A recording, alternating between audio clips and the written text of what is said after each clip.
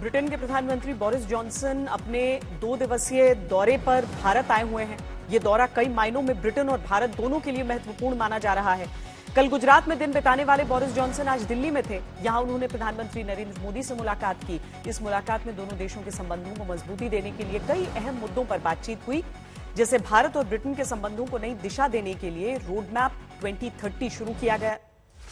इस दौरे में इसी रोडमैप को रिव्यू किया गया और भविष्य के लिए कुछ लक्ष्य तय किए गए। इसके अलावा दोनों देशों के बीच फ्री ट्रेड एग्रीमेंट को साकार करने के लिए भी बात हुई। इस पर दोनों देशों की टीमें काम कर रही हैं। इस साल के अंत तक इसको पूरा कर लिया जाएगा। ब्रिटिश प्रधानमंत्री के साथ भारत में हो रहे इंफ्रास्ट्रक्चर के आधुनिकीकरण की योजनाओं और नेशनल इंफ्रास्ट्रक्चर पाइपलाइन के बारे में भी बात हुई।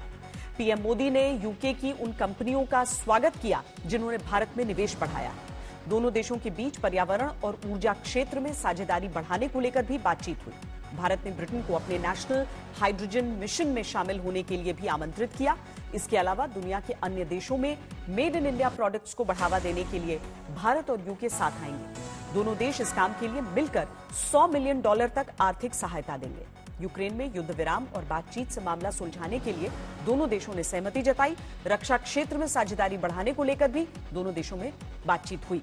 बोरिस जॉनसन भारत में हो रही उनकी आवभगत से बहुत खुश हुए। आज उन्होंने कहा कि उनके स्वागत में जिस तरह के कार्यक्रम हुए उसे देखकर वो सचिन तेंदुलकर या अमिताभ बच्चन जैसा महसूस कर रहे हैं।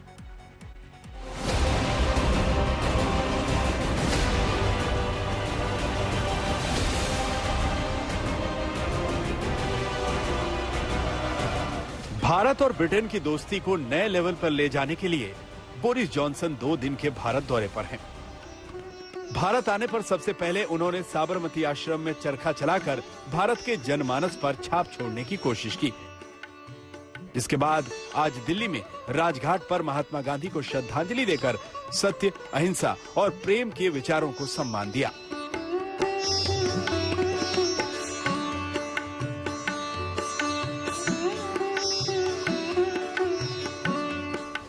बोरिस जॉनसन का भारत आगमन साधारण बात नहीं है। यूरोपियन यूनियन से अलग होने के बाद भारत के साथ वो अपनी दोस्ती और व्यापार दोनों को बढ़ाना चाहते हैं।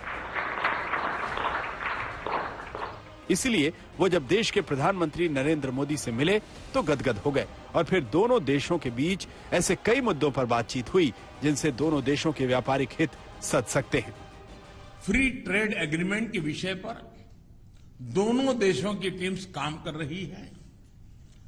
बातचीत में अच्छी प्रगति हो रही है और हमने इस साल के अंत तक एफटीए के समापन की दिशा में पूरा प्रयास करने का निर्णय लिया है।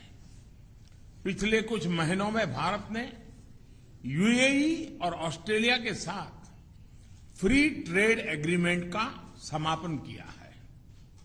उसी गति, उसी कमिटमेंट के साथ हम यूके के साथ भी एफटीए पर आगे बढ़ना चाहेंगे।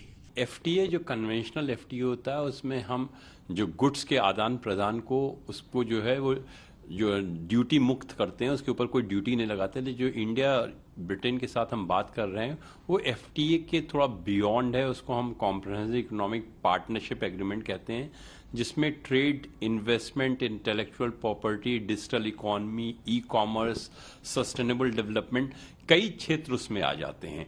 तो अगर आप देखिए इंडिया ने जितने इधर एग्रीमेंट्स किए हैं, चाहे हम अभी बात करें यूएई की या ऑस्ट्रेलिया की या यूके की, ये एक कॉम्प्रिहेंसिव एग्रीमेंट है बिकॉज ये हमारी स्ट्रेटेजिक पार्टनरशिप को दिलाता है। पीएम मोदी ने बोरिस जॉनसन के भारत दौरे को ऐतिहासिक बताया। खुद को मिले सम्मान और आदर सत्कार से बोरिस जॉनसन ने भी आभार जताया। कल गुजरात में उनके स्वागत में कई कार्यक्रम हुए और आज जब वो दिल्ली में थे तो उन्हें गार्ड ऑफ ऑनर दिया गया।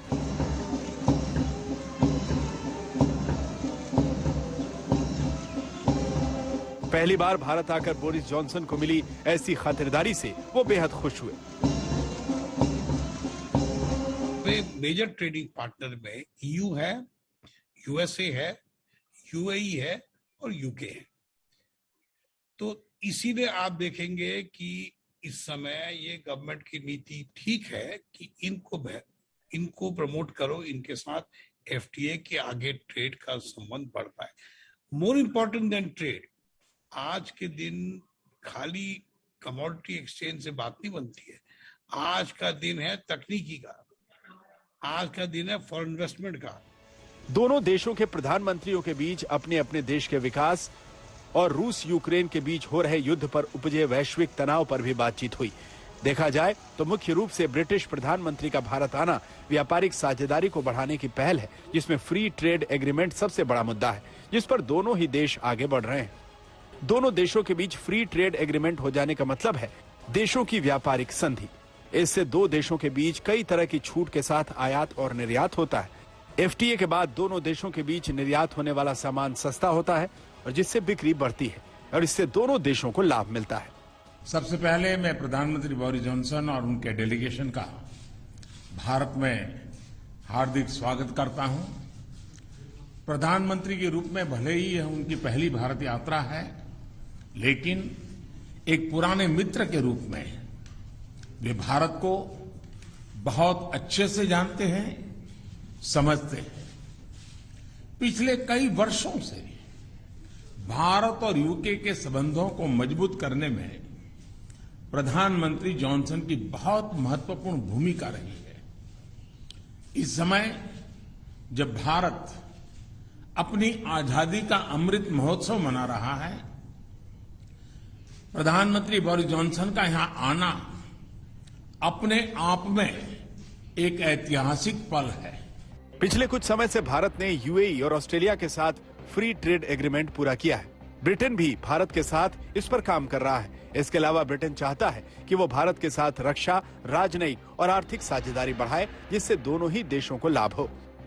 What a pleasure it is to be here in Delhi this morning with my friend Prime Minister Modi, and thank you for the fantastic welcome that you've given us, Narendra. This is, I think, a very auspicious moment in a relationship and a friendship between two democracies, the world's largest democracy in India, the UK, one of the world's oldest democracies, and I don't think that things have ever been as strong or as good between us as they are now.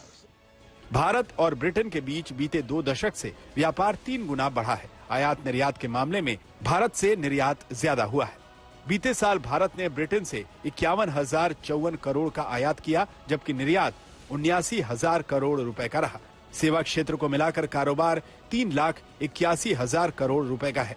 2020 में दोनों देशों के बीच 1,82,000 करोड़ रुपए का व्यापार हुआ था,